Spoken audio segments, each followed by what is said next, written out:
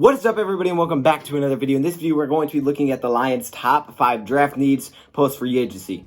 But before we get into the video, in the intro, apparently we got a word from our sponsor. All right, sponsor, take it away. Am I on?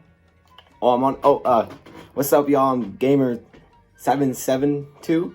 I just want to let y'all know that I like to play video games and I like to watch video games. So if you wanna watch video games with me, try out DoseOfDion Gaming. Link in the description.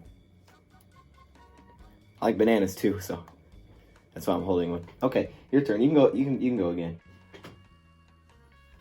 Okay, I just realized that dude's wearing the same shirt as me. So, hey, do what he said though. Make sure you go subscribe to my gaming channel. Anyways, let's get this thing started.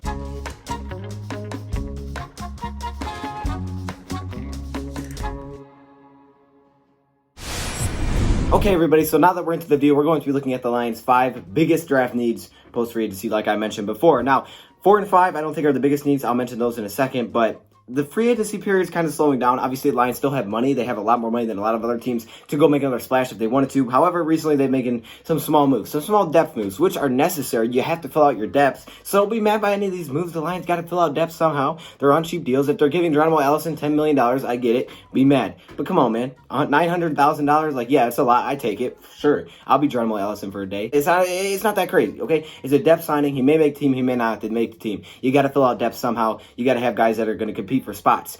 Now we're going to be talking about the Lions' 5 biggest draft needs post-free agency, because the Lions have a few big needs. I think the Lions did a really good job in free agency. I think free agency was quiet, however necessary. But after the big V move, I think the Lions, honestly, yeah, you spent $10 million a year on Jamie Collins. I just don't think, with those 2 plans in mind, the Lions had those 2 plans. A splash could have definitely made it hard to fill out some of the other needs they did. They made a lot of quiet moves that filled out a lot of depth. And when you look at what their needs are, you start looking through the roster and you're like, wow, there's not that many needs. Now, there's some needs that are super, super pressing. That's like, wow, this needs to be fixed right now. Like, this is something that can't be ignored in the draft. That you could possibly take 2 players at this position. But then a lot of the other positions, like, I mean, we're pretty much good there. I mean, we could add someone else, but we don't really need to. So Lions actually did a solid free agency, in my opinion, and I think it was a quiet one, not the most exciting, but I think it was a very necessary free agency. But now, looking at the draft, the Lions have a few needs that are very pressing, which are the top 3. 4 and 5, they're needs, but they're not, like, really big needs. They're almost wants. So let's get into it. Starting in number 5, we have wide receiver. Now, wide receiver isn't a want. I think wide receiver is a need. Just not this season. I think wide receiver and slot receiver is a need next season. Detroit Lions need receivers next season. Kenny Golladay, Marvin Jones, Danny Amendola. Contracts are all going to be up after this season, so you need some wide receivers. Now, Kenny Golladay better get that extension. If Kenny Golladay doesn't get an extension, I don't know what the Lions are doing. That's a huge mistake. They don't have to do it now. I'm just saying at some point, you got to give an extension. Marvin Jones, he may not be back. Danny Amendola may not be back. Both of those guys are older, deal with some injuries. Not Amendola necessarily. I mean, he dealt with a little bit last season. He kind of fell wrong. Marvin Jones, last 2 seasons, has dealt with some injuries, unfortunately. So I don't know what the future looks like for those 2, but I do know if they are both gone, which I would say odds are we bring back Kenny and move both those guys. Wide receiver is obviously a big need then at that point. Now, my thing with wide receiver, it's a kind of easy position to find. So Lions can focus on 2021 and draft wide receivers high, and you'll be good there. I don't think, this is one of those positions. It's like, oh, snap, we got to make sure we get one or we're going to be in trouble. I feel like you can find wide receivers in free agency. You can find them during the season. There's so many different ways to find wide receivers, and it's just not a huge need for me. And really, when you need a wide receiver, I almost feel like it's not a huge need still, because it's just so many ways you can acquire a wide receiver and for just not a lot. You can get wide receivers for not a lot. Think about it. Now, this was awful, but some team got DeAndre Hopkins for David Johnson. Now, I'm not saying that was a good trade. I'm just saying you got DeAndre Hopkins for basically David Johnson. Now, you acquired some picks, don't get me wrong, but yeah, wide receiver, I just don't think it's the hardest need. Now, that was a bad move. I don't think that kind of thing will happen again. But wide receiver, bigger need for next season. This season, But I do think there's a lot of people believe the wide receiver class is heavy this season. I think it will be next season as well. I think every year you're going to find a lot of wide receivers. I will give you guys credit, though. Wide receiver this season is very, very, there are so many wide receivers. You can get a great wide receiver mid-round, like a really good wide receiver. So wide receiver class is super deep, and the Lions want to use one of their 9 picks, that's right, take a wide receiver. I would have absolutely no problem with it, especially if it's near the end. I don't think I would do it first round. I just don't think it's that big of a need. I think the Lions offense was amazing last season with Stafford. It clearly was. Statistically, I think they averaged like 25.5 points a game with Stafford. They were just incredible. Their passing offense, I think it was first in the league under Stafford. I think they were averaging so many yards per game. They were just killing it when it came to passing. Marvin Hall stepped up. They're good this year. Next year is where they need to concern, and the Lions could address that this season. Coming in number 4, we have running back. I think this is more of a want than a need, personally. Now, we're looking at specifically 2020, and that's why it comes ahead of wide receiver. If we were looking at for the future, this wide receiver would have been a lot higher. However, we're not. Looking at for this season, what are the Lions' biggest needs? I would say running back is a little bit bigger than wide receiver, because running back is more of a want to me. It really depends on how much you value a top running back. If you think a top running back is very important because you had the 11th ranked offensive line last season, if you put a really good running back there, you will just run the heck out of the ball and you'll be really good at it, because think about it, when Kerryon was healthy, he averaged 5.4 yards per carry, but now that he's not healthy, he's not doing that. But you know it's possible. You know you had a line good enough at one point to do that. So maybe the Detroit Lions are saying, let's just go get a beast running back, and I think our O-line is very underrated, and let's just go get a really good running back and let's make this thing work.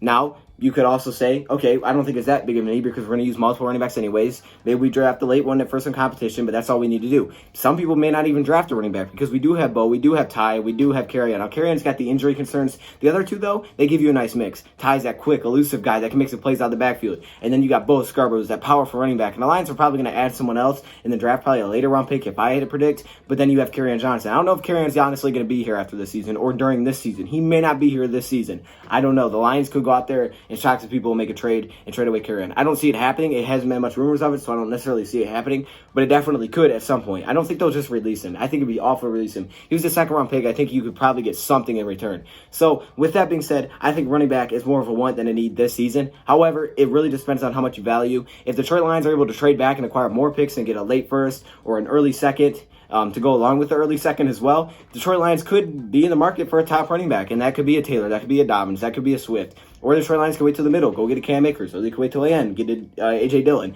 There are definitely different running backs that are spread out throughout the draft, and it's really just how high you value the running back position, but for me, it comes in number 4. Into the top 3, these 3 needs are by far the Lions' biggest needs, and I think these can be moved around. Personally, I rank them on the way that I think they should be. I think these are how your needs should go. If you're the Detroit Lions, I think these are how you should focus. Now, that doesn't mean that's how you should draft. Personally, like if I said, let's just give you an example that way I don't give anything away yet. If I said running back was our biggest need, that doesn't mean take a running back at 3. That means take a running back, but don't take him at 3. If it's your biggest need, okay, you can take him in the second round. Maybe in the first round, though, you take a different need. It doesn't have to be running back just because it's your biggest one, because that's dumb. No one's trying to take a running back at number 3 this season. It just doesn't make sense. So, it doesn't mean you have to draft him there, but it does mean that is your biggest position of need, and you need to fill it out. So, hopping in number 3, we have cornerback. Now, again, cornerbacks for some of you is probably going to be number 1. Personally, for me, it's not. I think, getting pressure is first. If you get pressure, cornerbacks look a lot better. I think some statistics back that up. For example, the Pittsburgh Steelers, they had, I think, the most sacks in the league last season, and they were ranked 5th. I believe it was 5th against the pass,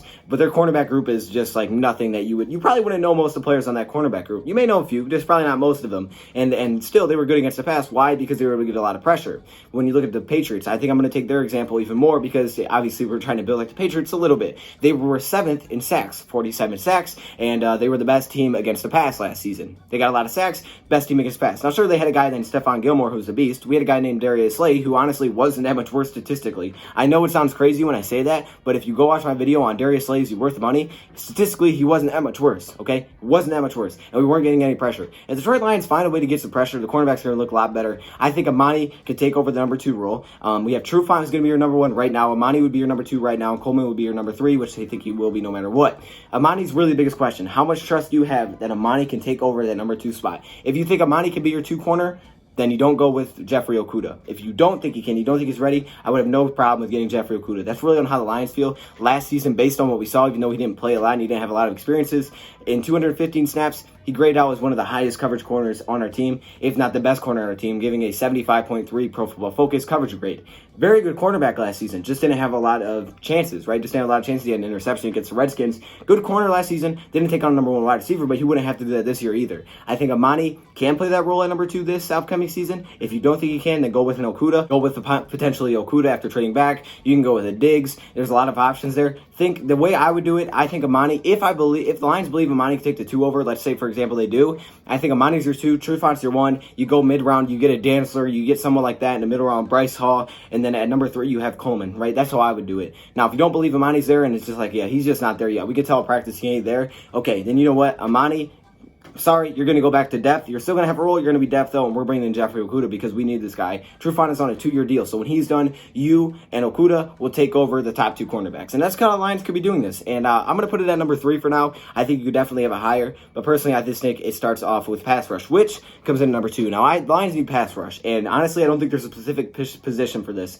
for the Detroit Lions. The Lions play a very strange defense with a lot of different sets. And because of that, I don't think there's a straightforward position. You're in a 4-3, you need defensive ends. You got to get guys that can get to the quarterback. You're in the Lions defense, you could use a couple of different positions to get some pressure. There's different ways to do it. And the Lions brought in Nick Williams, who had 6 sacks last season, Danny Shelton, who had 3 solid players to go along with Trey Flowers. That's great. Usually you have 3 guys on the D line. So, maybe they play a little bit better with a guy like Danny Shelton. Maybe Romeo Okwara looks better. Maybe those guys play a little bit better. Personally, it could come from the edge as well. Kyle Van Noy, Jamie Collins, Chase Winovich from the Patriots last season combined for 19 of those 47 sacks that the Patriots were able to come up with last season. A lot of them came from the edge linebacker position. The Lions could go that route. They lost Devon Kennard, who had 7 sacks each of the past 2 seasons. That's a pretty big hole to fill for a team that only had 28 sacks and ranked 28th and 29th in the league. A team that barely had any sacks last season got rid of the guy that had a 4th of their sacks. Yikes. You need to fill out some edge linebacker positions. That could be Austin Bryant. I think he will be one of those guys, but I definitely think you could go with another edge pass rusher. That could be a Chase Young. That could be an AJ Epinesa. That could be a Gross Matos. That could be a Curtis Weaver. You want a guy that's strictly going to get pass rush. If you want a guy that can drop in coverage and get pass rush, look at Zach Bond, possibly a Josh Uche. Those are your different options. Or the Lions could go defensive line. Get Javon Kinlaw, play him more on the end position or whatever you want to call it in the 3-down lineman set. Put Javon Kinlaw in there with Trey Flowers. Whatever you want to do, there's tons of different options. You just got to get guys that can get to the quarterback. It's pretty simple. You got to get to the quarterback next season. 28 sacks, it just ain't good enough. Now we're top at number 1, where our biggest need is guard. This is by far the biggest need in my eyes for a few reasons. Number 1, offensive line is always important, and when you have these holes after losing Graham Glasgow, it's a huge need, right? I think trenches out is how you should build the team, and I think that's how Bob Quinn's tried to build the team. However, I will say this. The guard position right now is really, really bad. And the reason that guard is the biggest need for me is because of Matthew Stafford. Matthew Stafford has dealt with an injury recently. And because of that injury, the Lions need to make sure that they keep him on his feet because going 0-8 without him is not good. Yes, we brought in Chase Daniel, and I think it was a good move that if you need him for one game to step in, that's cool. It could take some pressure off of Stafford. But oh my gosh, we cannot win a playoff game or even go to the playoffs with Chase Daniel. You got to keep Stafford on his feet. You just have to. That can't be an exception oh yeah, he'll make it work. He'll be fine. You can't do that. You got to get a guard that's going to help and protect. Now, you can go be a tackle. You can go first round because all first round linemen are going to be tackles or Cesar Ruiz at the very end. You could go tackle and move Big V to guard. That's cool. If that's going to work out for Big V, do it. Someone needs to be here at the O-line position. I don't care when you do it. Honestly, I would say mid round is as late as you got to go though. If you're waiting past the 4th, honestly, even the 5th round, now you're making a mistake. You could get 2 offensive linemen this year if you wanted to. Our position is just not very good. Joe Dahl at left guard. He's okay. I wouldn't say he should be your starter, but if you have to, okay, that is what it is. I think your tackles are fine. You got a great center. But right guard, oh my gosh, this needs an upgrade. Joshua Garnett, maybe he balls out and he wins the battle. Maybe you go draft the lineman and he wins that battle and you're like, wow, Joshua Garnett's going to start. Because this was a former first-round pick who a lot of people don't even remember we brought in. Now, the odds are that's not going to happen, but even say, for example, that does happen, you got to at least know that, hey, you brought in a guard to compete with him, and he won that battle. You don't just say, oh, we believe in this guy, so we're going to start him. That's not how this should work. You have Bo Benshaw, hey, Ibushi, who you brought back. Those are okay bench players, but they're not starters, and they can't start in this offense with Stafford dealing with injuries. You got to have a really good guard, someone to protect Stafford, someone to help the run game. Offensive line is super important on this team, and if the Lions can keep Stafford on his feet, the Lions offense is a problem, okay? They averaged 25.5 points per game last season. I think they were the best passing offense in the league when he was healthy. I'm pretty sure.